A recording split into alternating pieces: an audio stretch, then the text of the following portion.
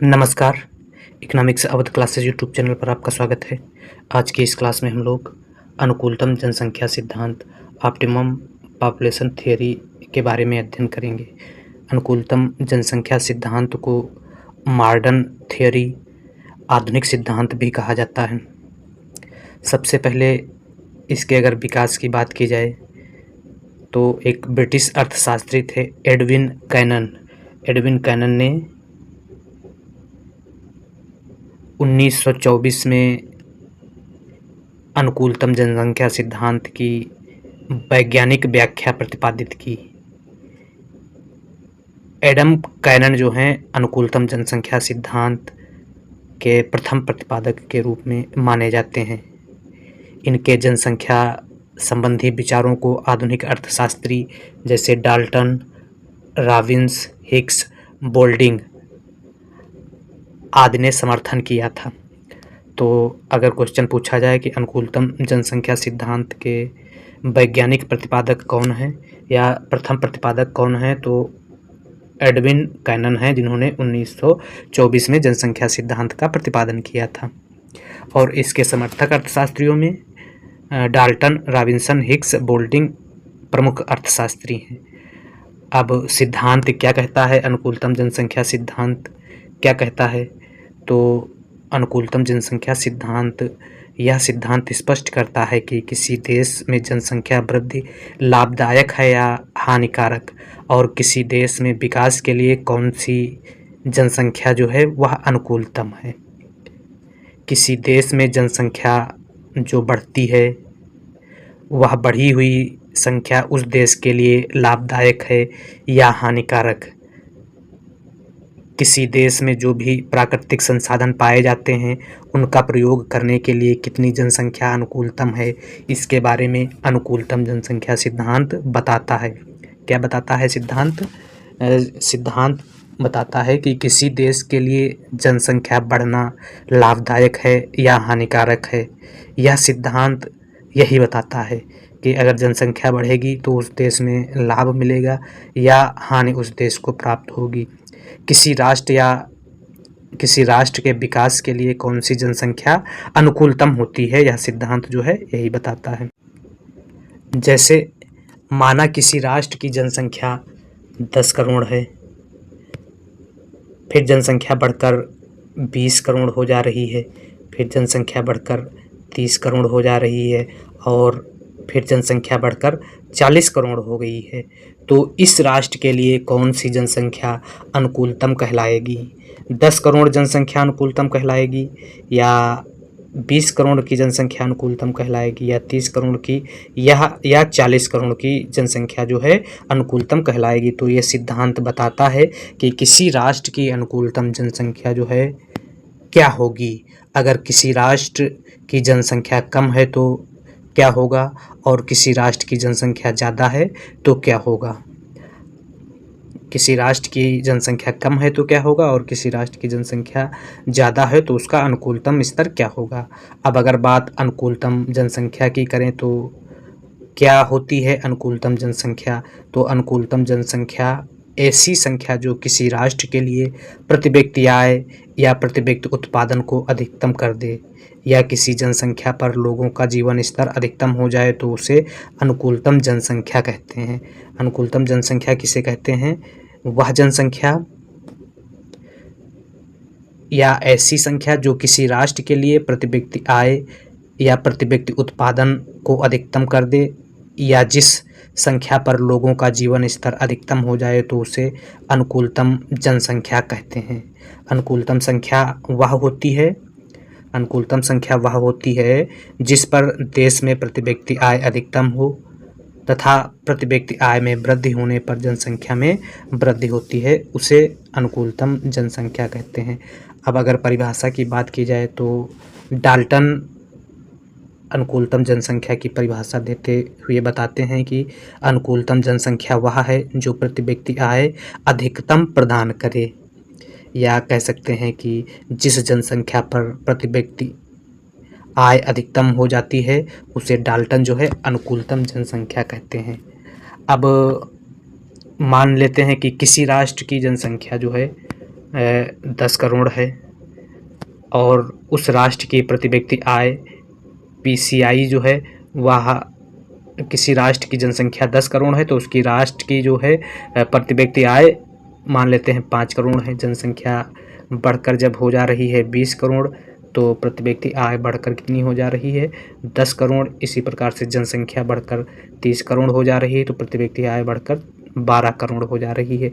जनसंख्या बढ़कर 40 करोड़ हो जा रही है तो प्रति व्यक्ति आय 9 करोड़ रुपए है और जनसंख्या बढ़कर 50 करोड़ हो जा रही है तो प्रति व्यक्ति आय जो है वह 7 करोड़ रुपए है। तो इस प्रकार से इसमें अनुकूलतम जनसंख्या डाल्टन के अनुसार निकालना है। तो डाल्टन कहते हैं अनुकूलतम जनसंख्या वह होगी जहां पर प्रति व्यक्ति आय अधिकतम होगा। तब इसमें प्रति व्यक्ति आय अधिकतम कहाँ है? प्रति व्यक्ति आय अधिकतम की अगर बात की जाए तो यहाँ PCI अधिकतम जो है वह 12 है। 12 पर प्रति व्यक्ति आय जो है अधिकतम है। तो यहाँ पर जो PCI है 12 पर अधिकतम है तो अनुकूलतम जनसंख्या जो है वह 30 करोड़ हो जाएगी। मतलब अधिकतम आय 12 है तो अनुकूलतम जनसंख्या जो है वह 30 करोड़ हो जाएगी। और ऐसी जनसंख्या को या ऐसी जनसंख्या जो PCI अधिकतम कर दे, जब PCI अधिकतम होगी तो उत्पादन बढ़ेगा और मांग बढ़ेगी और जीवन स्तर अधिकतम होगा। यह डाल्टन का मानना है। डाल्टन मानते हैं जब क्या हो प्रति व्यक्ति आय अधिकतम होती है या ऐसी जनसंख्या जो प्रति व्यक्ति आय अधिकतम कर देती है और जब प्रति व्यक्ति आय अधिकतम होती है तो उत्पादन बढ़ता है, मांग बढ़ता है और इससे जीवन स्तर जो है अधिकतम हो जाता है। इसी प्रकार से बोल्डिंग परिभाषा देते तो यहाँ पर इसमें जो है अधिकतम अनुकूलतम जनसंख्या जो है वह 30 करोड़ है। 30 करोड़ अनुकूलतम जनसंख्या क्यों है? क्योंकि यहाँ पर प्रति व्यक्ति आय जो है अधिकतम हो जा रही है। इसके पहले जो जनसंख्या है उसका जनाभाव के अंतर्गत आती है और यह जनाधिक्य के अंतर्गत आएगी। इसी प्रकार से प्रोफेसर बोल्डिंग जो है अनुकूलतम जनसंख्या की परिभाषा देते हुए बताते हैं कि जिस पर जीवन स्तर अधिकतम होता है, जिस जनसंख्या पर जीवन स्तर अधिकतम होता है उसे अनुकूलतम जनसंख्या कहते हैं। या ऐसी जनसंख्या जहाँ पर लोगों का जीवन स्तर या रहन सहन का स्तर अधिकतम हो जाता है उसे अनुकूलतम जनसंख्या कहा जाता है। यह प्रोफेसर बोल्डिंग का मानना है। बोल्डिंग जो है रहन सहन के स्तर पर अनुकूलतम जनसंख्या का निर्धारण करते हैं।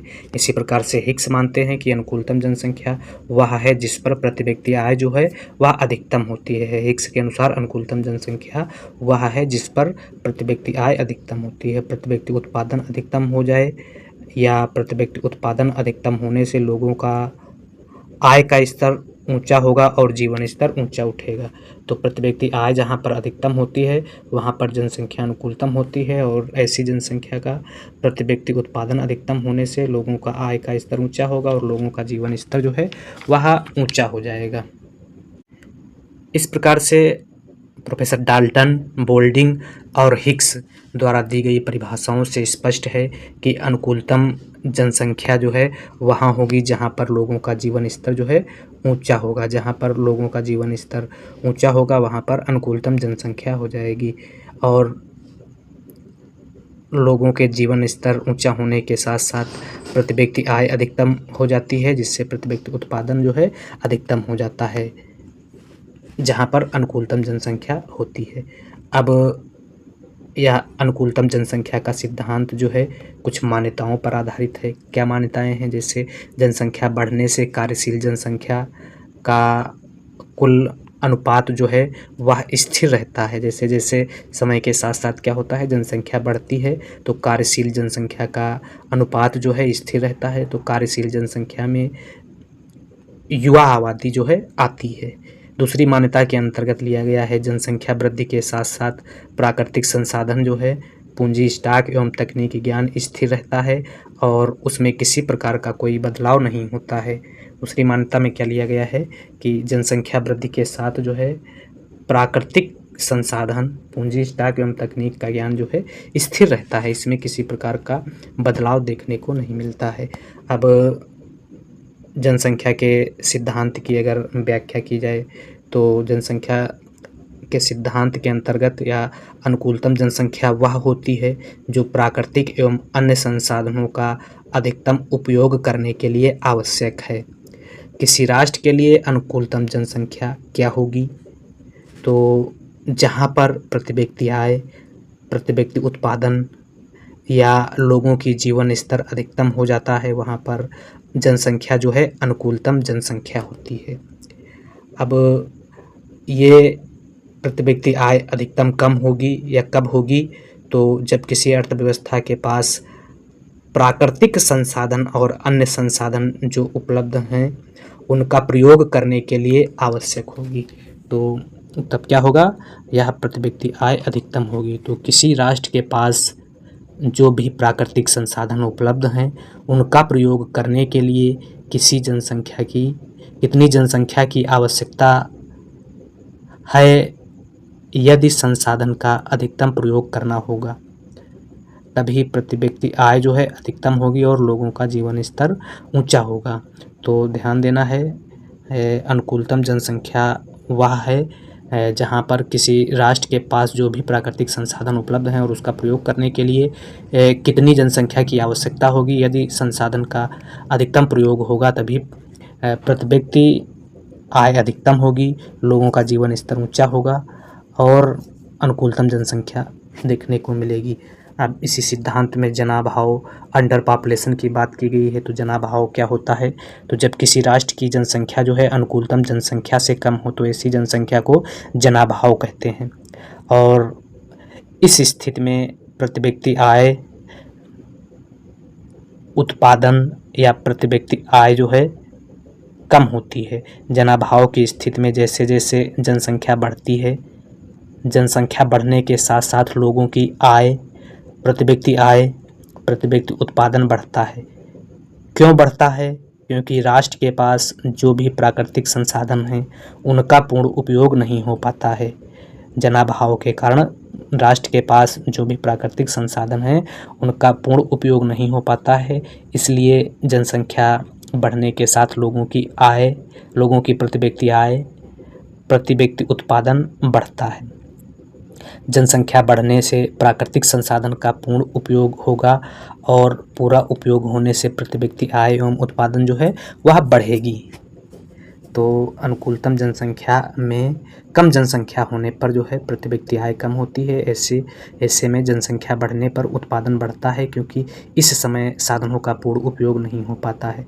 अतः जनसंख्या जो है वृद्धि के साथ साथ साधनों में पूर्ण उपयोग विद्यमान होने लगता है और जनसंख्या में वृद्धि जो है आवश्यक हो जाती है। अब जनाधिक के ओवर पॉपुलेशन की अगर बात की जाए तो यदि किसी राष्ट्र की जनसंख्या ज़्यादा है या जनसंख्या या जनाधिक की स्थिति है, तो ऐसी स्थिति में उस देश में उपलब्ध संसाधनों का अच्छे से प्रयोग नहीं होगा, अर्थात उन पर अनावश्यक भार पड़ेगा। अनावश्यक भार पड़ने से प्रति व्यक्ति उत्पादन कम हो जाएगा और प्रति व्यक्ति आय जो है वह कम होने लगेगी। अब मान लेते हैं जैसे एक भूमि है और कृषि भूमि पर जो है 5 लोग कार्य कर सकते हैं। कृषि भूमि पर कार्य है तो 5 लोगों की आवश्यकता होती है, लेकिन अगर यहाँ 10 लोग कार्य करते हैं तो ऐसी स्थिति में राष्ट्र के पास उपलब्ध संसाधनों का जो है प्रयोग अच्छे से नहीं हो पाता है। 5 की जगह 10 लोग यदि लगे होंगे तो प्रति व्यक्ति उत्पादन जो है कम हो जाएगा। जैसे मान लेते हैं कि 5 व्यक्तियों के उत्पादन का मूल्य जो है वह 1000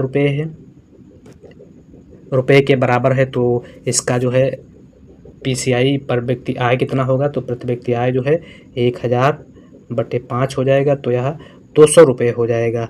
इसी प्रकार से लेकिन यदि यही कार्य जो है, यही उत्पादन का कार्य जो है 1000 रुपये में ही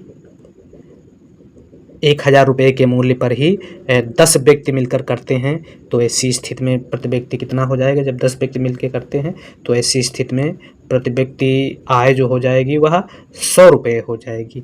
मतलब जनसंख्या ज़्यादा होगी तो प्राकृतिक संसाधन का उपयोग अच्छे से नहीं हो पाएगा। मतलब जनसंख्या अगर कम है तो प्राकृतिक संसाधन का अच्छे से उपयोग होता है और प्रति व्यक्ति आय 200 रुपये है और जनसंख्या कम है तो प्रति व्यक्ति आय संसाधनों का प्रयोग जो है अच्छे से नहीं हो पाएगा और PCI प्रति व्यक्ति आय का स्तर जो है वह कम हो जाएगा। PCI का प्रति व्यक्ति इनकम का जो स्तर है वह कम हो जाएगा। इसके बाद अनुकूलतम ऑप्टिमम पॉपुलेशन की अगर बात की जाए तो किसी देश में जो भी प्राकृतिक संसाधन प्रयोग किए जाते हैं उनका प्रयोग करने के लिए जो भी जनसंख्या की आवश्यकता होती है उससे अधिकतम उत्पादन की स्थिति प्राप्त होती है, या जिससे कह सकते हैं अधिकतम उत्पादन की स्थिति प्राप्त होती है, जिससे क्या होता है प्रति व्यक्ति आय का स्तर अधिकतम हो जाता है। उसी को क्या कहते हैं अनुकूलतम जनसंख्या कहते हैं, जिससे प्रति व्यक्ति आय जो है अधिकतम होता है। जब अर्थव्यवस्था में उपलब्ध साधनों का सर्वोत्तम उपयोग होने लगता है तो अधिकतम उत्पादन प्राप्त होता है और तथा प्रति व्यक्ति आय भी अधिकतम होती है। यही जो है अनुकूलतम जनसंख्या कहलाती है। जैसे मान लेते हैं एक खेत है और यह खेत पर कार्य करने हेतु जो है 5 लोगों की आवश्यकता है। 5 लोगों की आवश्यकता है तो अनुकूलतम जनसंख्या जो है वह 5 हो जाएगी। अनुकूलतम जनसंख्या 5 हो जाएगी। अगर 2 श्रमिक उपलब्ध हैं तो क्या हो जाएगा, अगर 2 श्रमिक कार्य कर रहे हैं तो ऐसी स्थिति को जनाभाव के अंतर्गत रखा जाएगा। यह जनाभाव की स्थिति होगी। और अगर 10 श्रमिक कार्य कर रहे हैं तो यहाँ पर जनाधिक्य हो जाएगा, जनाधिक्य हो जाएगा। और किसी राष्ट्र के विकास के लिए जनाभाव एवं जनाधिक्य जो होता है वह अच्छा नहीं कहा जाता है। इसलिए अनुकूलतम जनसंख्या का होना जो है वह अच्छा माना गया है। अब अभी तक हम लोगों ने जो व्याख्या पढ़ी है उसको एक सारणी के माध्यम से समझ सकते हैं। जैसे पॉपुलेशन करोड़ में दी गई है, PCI प्रति व्यक्ति पर कैपिटा इनकम जो है वह यह भी करोड़ में दी गई है, रुपये में है। जैसे जनसंख्या अगर 5 करोड़ है तो प्रति व्यक्ति आय कितनी है 200 करोड़ रुपए है।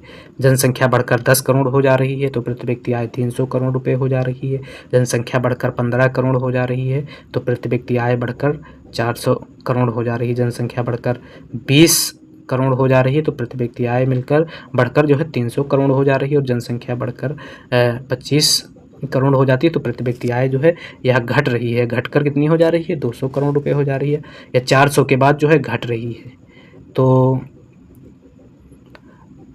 अब इसमें क्या है, यहाँ पर अनुकूलतम जनसंख्या अगर देखी जाए तो अनुकूलतम जनसंख्या कौन सी होगी, तो अनुकूलतम जनसंख्या जो है 15 करोड़ की होगी, जहाँ पर क्या है प्रति व्यक्ति आय जो है अधिकतम है। PCI जहाँ पर अधिकतम होगी अनुकूलतम जनसंख्या वहीं पर होगी। अर्थात अनुकूलतम जनसंख्या वह होती है जहाँ पर PCI अधिकतम है, 400 अधिकतम है तो 15 करोड़ को अनुकूलतम जनसंख्या कहेंगे। तो इस सारणी में जो है अनुकूलतम जनसंख्या जो है 15 करोड़ है, क्योंकि यहाँ पर प्रति व्यक्ति आय अधिकतम है। ये क्यों है अनुकूलतम जनसंख्या, क्योंकि ये प्रति व्यक्ति आय जो है अधिकतम प्रदान करती है। अब 15 करोड़ से कम जनसंख्या जनाभाव की स्थिति है। 15 करोड़ से कम की जनसंख्या जो है 10 और 5 करोड़ की या जनाभाव की स्थिति में आता है। और जनाभाव में जनसंख्या बढ़ने से क्या हो रहा है, प्रति व्यक्ति आय जो है बढ़ रही है। जब जनसंख्या 5 करोड़ की है प्रति व्यक्ति आय 200 करोड़ की है, और जनसंख्या जो है 10 करोड़ की है तो प्रति व्यक्ति आय 300 करोड़ की है। मतलब जनाभाव में क्या है प्रति व्यक्ति आय बढ़ रही है। और जब जनसंख्या जो है 15 करोड़ है तो इसे अनुकूलतम जनसंख्या कहेंगे, क्योंकि यहाँ प्रति व्यक्ति आय अधिकतम है। और जब जनसंख्या 15 करोड़ से ज़्यादा हो जा रही है, देखिए 20 और 25 करोड़ में जब जनसंख्या 15 करोड़ से ज़्यादा हो जाती है तो जनाधिक्य की स्थिति देखने को मिलती है। ऐसी स्थिति में प्रति व्यक्ति आय कम हो जाती है और प्राकृतिक संसाधन पर अनावश्यक भार पड़ने से PCI भी प्रति व्यक्ति आय भी कम हो जाती है। देखिए प्रति व्यक्ति आय 400 के बाद क्या है घटने लगी है। क्यों घट रही है, क्योंकि प्राकृतिक संसाधनों पर जनाधिक्य के कारण अधिक बोझ पड़ता है। जब 20 करोड़ जनसंख्या है तो प्रति व्यक्ति आय घटकर 400 से 200 हो जा रही है। 25 करोड़ पर जनसंख्या होने पर प्रति व्यक्ति आय 300 करोड़ से घटकर 200 करोड़ हो जा रही है। तो किसी राष्ट्र की जनसंख्या कितनी होगी, ताकि वहाँ पर लोगों की PCI अधिकतम हो जाए, प्रति व्यक्ति उत्पादन अधिकतम हो जाए, उसी जनसंख्या को जो है अनुकूलतम जनसंख्या कहा जाता है। तो जहाँ पर प्रति व्यक्ति आय अधिकतम होती है उसी जनसंख्या को अनुकूलतम जनसंख्या कहते हैं, या कह सकते हैं जहाँ पर रहन सहन का स्तर अच्छा होता है, या उसे अनुकूलतम जनसंख्या कहते हैं, या कह सकते हैं उत्पादन स्तर जो है अधिकतम होता है उसे अनुकूलतम जनसंख्या कहते हैं। अब डाल्टन जो है अनुकूलतम जनसंख्या के लिए एक सूत्र का प्रयोग करते हैं, m बराबर a - o/o होता है, जिसमें a जो है, m क्या है, इसमें जो m है यह जनसंख्या के सूचक को बताता है। जनसंख्या के सूचक का मतलब हुआ जनसंख्या 0 है, ऋणात्मक है या पॉजिटिव है। a ऑप्टिमम पॉपुलेशन को बताता है, वास्तविक जनसंख्या को बताता है, और o जो है a जो है एक्चुअल पॉपुलेशन को बताता है, वास्तविक जनसंख्या को बताता है, और o जो है ऑप्टिमम पॉपुलेशन अनुकूलतम जनसंख्या को बताता है। अब इसी सूत्र के माध्यम से हम अनुकूलतम जनसंख्या, जनाधिक्य एवं जनाभाव को जान सकेंगे। सूत्र क्या है, m बराबर a-0/0 हो जाएगा। तो जब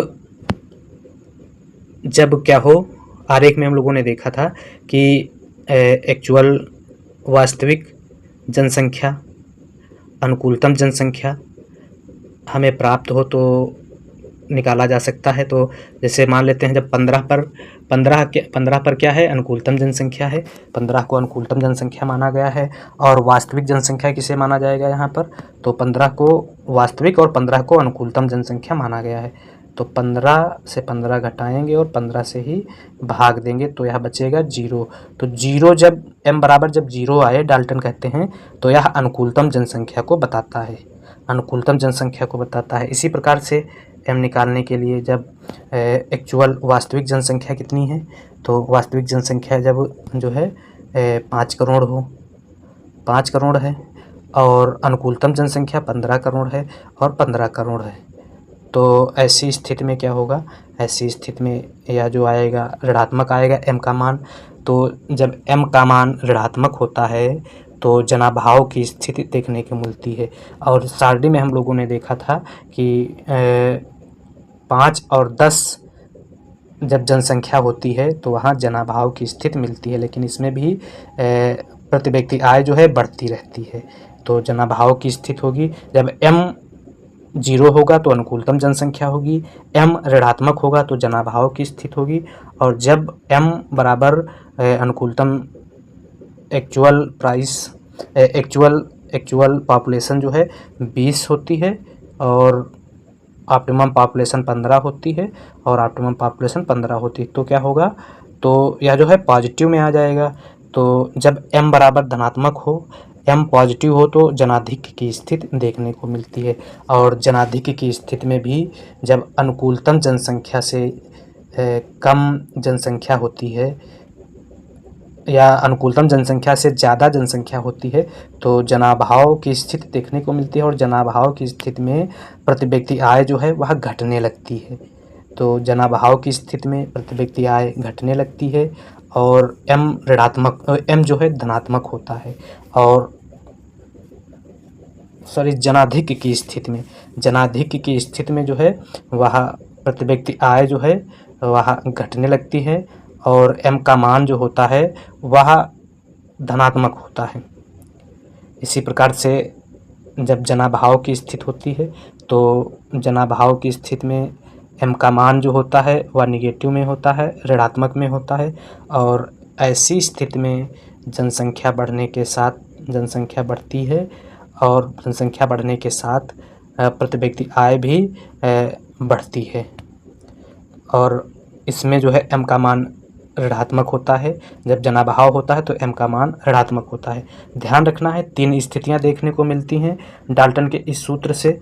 सूत्र ध्यान रखना है, सूत्र एग्जाम में पूछा जाता है, m बराबर a-o/o होता है, जिसमें a एक्चुअल पॉपुलेशन होती है और o ऑप्टिमम पॉपुलेशन होती है। जब m का मान, 3 स्थितियां कौन कौन सी हैं, जब m का मान माइनस में होता है, ऋणात्मक होता है, तो ऐसी स्थिति में जनाभाव की स्थिति देखने को मिलती है।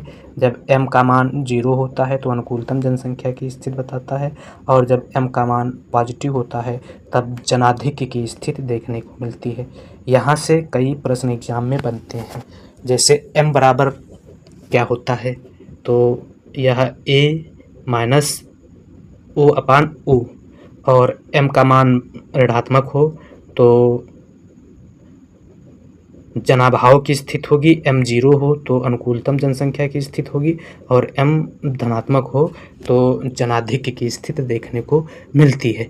अब इसी प्रकार से इस आरेख के माध्यम से भी अनुकूलतम जनसंख्या को जाना जा सकता है, जिसके x अक्ष पर जनसंख्या को लिया गया है और y अक्ष पर जो है जनाधिक्य, अनुकूलतम जनसंख्या और जनाभाव को लिया गया है। अब जैसे जैसे समय के साथ जनसंख्या बढ़ती है और एक स्तर पर जो है यह क्या है, अधिकतम हो जाती है, एवरेज प्रोडक्शन पर अधिकतम हो जाती है, एक स्तर पर अनुकूलतम जनसंख्या हो जाती है, जिसमें ON पर जनसंख्या अधिकतम होती है। ON के पहले जो है यह जनाभाव अल्प जनसंख्या की स्थिति को बताता है, जिसमें क्या होता है, लाभ बढ़ता है या प्रति व्यक्ति आय बढ़ती है। फिर उसके बाद अनुकूलतम जनसंख्या आती है। अनुकूलतम जनसंख्या पर क्या होता है, प्रति व्यक्ति आय अधिकतम होता है, और उसके बाद जनाधिक्य या अति जनसंख्या की स्थिति आती है। जनाधिक्य या अति जनसंख्या की स्थिति में जो होता है वह लाभ जो है घटने लगता है।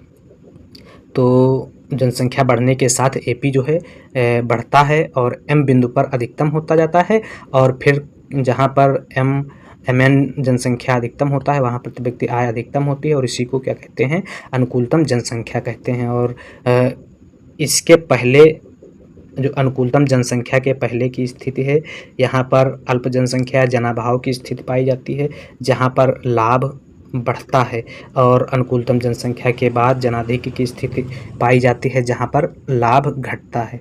तो इस आरेख के माध्यम से अभी तक की व्याख्या जो हम लोगों ने की, आरेख और सारणी के माध्यम से भी स्पष्ट कर सकते हैं। अब एक अर्थशास्त्री हैं प्रोफेसर क्लार्क, तो JB क्लार्क ने अनुकूलतम जनसंख्या से के संबंध में क्या कहा, तो JB क्लार्क का मानना है कि अनुकूलतम जनसंख्या जो है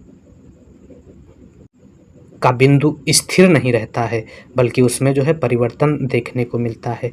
और यह जो अनुकूलतम जनसंख्या में परिवर्तन देखने को मिलता है, उस परिवर्तन के 5 कारण जो है JB क्लार्क ने बताए हैं। ध्यान रखना है कि डाल्टन और अन्य अर्थशास्त्रियों ने बताया कि अनुकूलतम जनसंख्या का बिंदु जो है वह स्थिर रहता है, लेकिन क्लार्क मानते हैं अनुकूलतम जनसंख्या का बिंदु जो है स्थिर नहीं रहता है, यह समय के साथ परिवर्तित होता रहता है। और इस परिवर्तन के 5 कारण जो है क्लार्क ने बताए थे। इन 5 कारणों में पहला जो कारण है वह है जनसंख्या में परिवर्तन। तो समय के साथ जनसंख्या घटती बढ़ती रहती है। पूंजी में परिवर्तन, समय के साथ पूंजी की मात्रा में उतार चढ़ाव देखने को मिलता है। औद्योगिक संगठन में परिवर्तन भी देखने को मिलता है।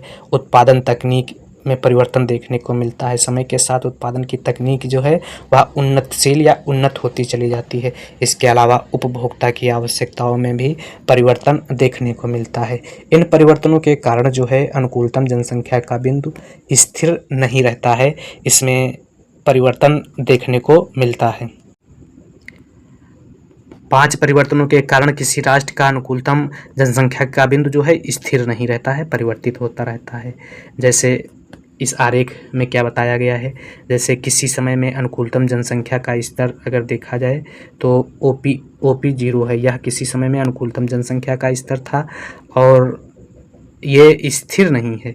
अनुकूलतम जनसंख्या का स्तर था तो उसमें जो है अनुकूलतम जनसंख्या के स्तर में पहले जो OQ0 था, अनुकूलतम जनसंख्या का स्तर जो स्थिर नहीं था। अर्थव्यवस्था में क्या होता है, धीरे धीरे परिवर्तन होता है। जब अर्थव्यवस्था में परिवर्तन होता है तो एवरेज प्रोडक्शन जो है बढ़ता है, और एवरेज प्रोडक्शन बढ़ता है तो यह अनुकूलतम जनसंख्या का स्तर जो है OQ1 हो जाता है। OQ1 स्तर पर अनुकूलतम जनसंख्या का स्तर चला जाता है। अब राष्ट्र के लिए अनुकूलतम जनसंख्या का बिंदु जो है बदल जाता है और समय के साथ जो है और परिवर्तन होता है, तो AP जो है और बढ़कर AP2 हो जाती है, और यह जो है अनुकूलतम जनसंख्या का बिंदु जो है और ऊंचे पहुंच जाता है। यह जो है OQ2 पर हो जाता है, OQ2 पर हो जाता है। और इस प्रकार से देखा गया कि अनुकूलतम जनसंख्या का स्तर जो है वह प्रारंभ में OQ1 बिंदु के P0 पर था, OPQ0 बिंदु के P0 बिंदु पर था अनुकूलतम जनसंख्या का स्तर। फिर समय के साथ OQ1 के P1 बिंदु पर अनुकूलतम जनसंख्या का स्तर था और फिर और समय परिवर्तित हुआ तो OQ2 के P2 बिंदु पर अनुकूलतम जनसंख्या का बिंदु था। और यह जो है समय के साथ परिवर्तित होता रहता है, ऐसा क्लार्क का मानना है। और इसमें जो परिवर्तन होता है, क्लार्क ने 5 प्रकार के परिवर्तन की व्याख्या अपने सिद्धांत में की है। उन 5 प्रकार के परिवर्तनों में जनसंख्या में परिवर्तन, समय के साथ जनसंख्या घटती बढ़ती रहती है, पूंजी की मात्रा में उतार चढ़ाव या परिवर्तन देखने को मिलता है, औद्योगिक संगठन में परिवर्तन, उत्पादन तकनीक में परिवर्तन और उपभोक्ता की आवश्यकताओं में परिवर्तन जो है देखने को मिलता है। तो इस प्रकार से आज की इस क्लास में हम लोगों ने अनुकूलतम जनसंख्या के सिद्धांत के बारे में अध्ययन किया। और अनुकूलतम जनसंख्या सिद्धांत जो है यह आधुनिक सिद्धांत है, मॉडर्न थ्योरी के अंतर्गत आता है। अब इसके बाद डेवलपमेंट एंड प्लानिंग के अंतर्गत हम लोग जो अगली क्लास का अध्ययन करेंगे उसमें कार्ल मार्क्स के जितने भी आर्थिक विकास के सिद्धांत हैं उन सिद्धांतों को विस्तार से जानेंगे। Economics Awadh classes YouTube channel पर आप को यह क्लास कैसी लगी? अगर आपको यह क्लास अच्छी लगी हो तो वीडियो को लाइक करें, चैनल को सब्सक्राइब करें और कमेंट करें तथा अपने दोस्तों तक शेयर करें।